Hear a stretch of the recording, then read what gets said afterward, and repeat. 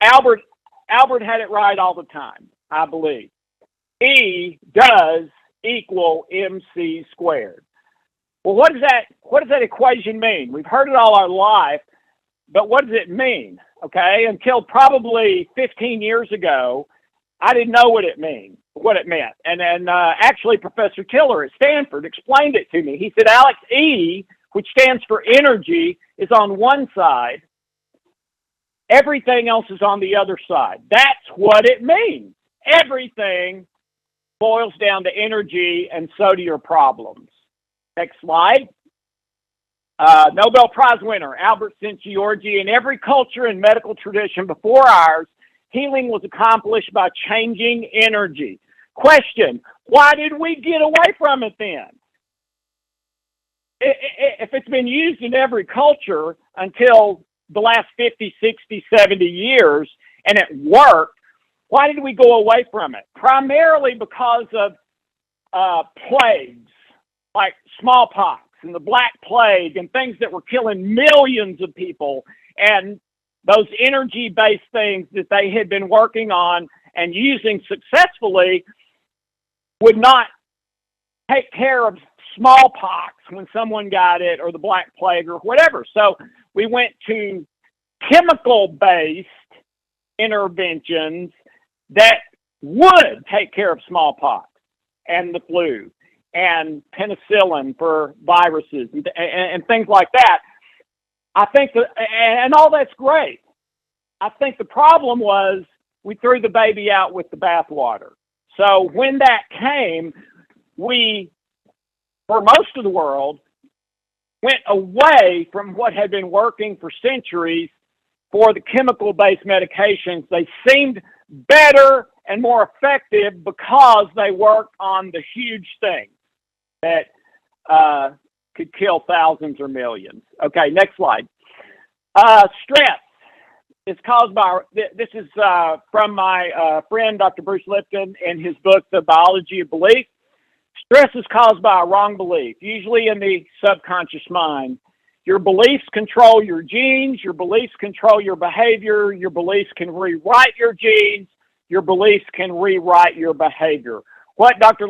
Lipton discovered at Stanford and the University of Wisconsin in his research is that the DNA does not control the cells. The beliefs do, which come from your subconscious mind. All right, next slide. Source versus symptoms. Your physiology is a physical manifestation of something. It comes from some source. It doesn't just magically appear. Your behaviors are goal-directed actions to achieve something. Your thinking is rational or irrational reasoning about something. Your feelings, subjective experiences about something. Beliefs are interpretations of what's the something. Ladies and gentlemen, next slide, it's your memories. Pierce Howard, in his best-selling book, Owner's Manual for the Brain, all data from sound, touch, smell, taste, auditory, kinesthetic, all data is encoded and recalled in the form of pictures. So if you have data that comes into you and all it is a smell, okay? That's all it is, a smell. Your brain turns that smell into an image for filing and recalling purposes. If you touch something and you can't even see it, smell it, taste it, or anything else, it's just a touch, like touching a wall that's textured. Your brain turns that into an image, even though you did not see the wall, okay? So no matter what it is, it's always turned into an image by your brain. And the potential and power of your mind is absolutely unbelievable. The latest research says that the capacity and potential of your brain, nervous system, and mind is approximately 1 quadrillion bits. How much is that? The capacity of the entire internet. And it's about 10 times their previous estimate. Dr. Richard Glenn, every problem can be traced back to a destructive picture. Next slide, please. Dr. Lipton again, the cell is like a camera. Whatever's in the environment, the membrane is like the lens that picks up the image, sends that image to the nucleus where the database is. That's where they're stored, and they're all over the body, not just in the brain. They've cut out every part of the brain, and the memories are still there. That's why they started calling them cellular memories. They're in cells all over the body. Antonio Damasio, MD, PhD, head of the neuro department at the University of Southern California, and being mentioned these days in the same sentence with Nobel Prize. Dr. Damasio's research at USC, the ability to display images internally and to order those images is a process called thought.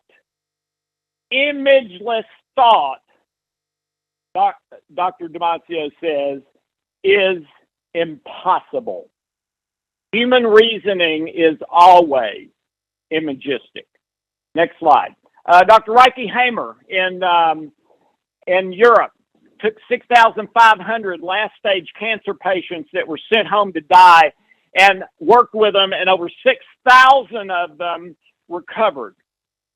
His theory was that every cancer or serious disease comes from what he calls a conflict shock experience. Translation, a trauma. So Dr. Hamer's work was to try to resolve the trauma, and when doing that, 6,000 out of 6,500 last-stage cancer patients recovered. Wonderful study by the University of California, San Francisco. There's absolutely hope that even DNA damage is reversible. All right, so next slide. What are these images of the heart in the unconscious mind? What are they made of? Flesh, bone, blood, tissue? Next slide. No. Albert was right. They're made of energy, just like everything else. Next slide. So here's what happens. An event occurs, top right, an event occurs in your world. It can be someone cutting you off in traffic. It can be someone looking at you funny in the checkout line. It can be you spill your coffee. It can be anything, literally anything. Something happens, it comes in through your senses, is turned into an image and filed with your database of images in your un- and subconscious mind forever. Cannot be deleted, and you wouldn't want to delete them anyway, all right? And then, when that event occurs, it is in a microsecond compared with every other image you have, every other memory you have.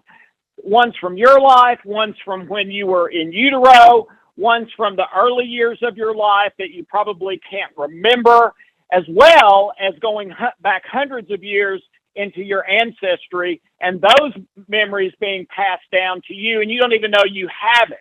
You have no idea where it comes from, and you don't know you have it. I had a client, a sweet lady, who had all sorts of autoimmune issues. She could hardly get out of bed. And she shared with me that really for generations, every female in her family ancestry had had some kind of serious health issues that were to the extent that it kept them from living a normal life. And now she was the latest one. And so she was coming to me for help. And we found the memory that was causing the problem in her. It was her great, I don't remember how many greats, grandmother. And what had happened is during the American Civil War, her great, whatever grandmother had stood and watched as her husband and children were killed and everything they owned slaughtered animals and burned to the ground right in front of her.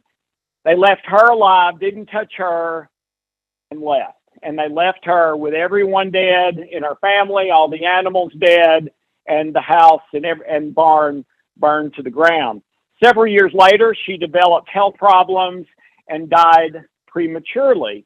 And then since then, every female in that family has had that same or some other serious health issue.